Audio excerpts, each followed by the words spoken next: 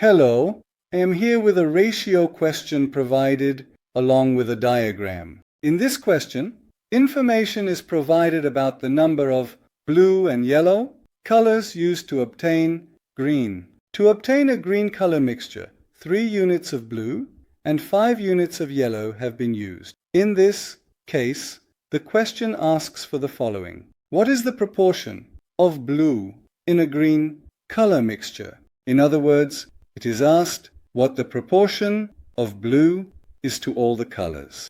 First of all, the color we need is blue, and we have 3 units of blue. Therefore, I write 3 in the numerator. We are being asked for information about the total number of colors. We have a total of 5 plus 3, which means there are 8 colors in total altogether. Then we say that the proportion of blue colors to all colors is 3 out of 8.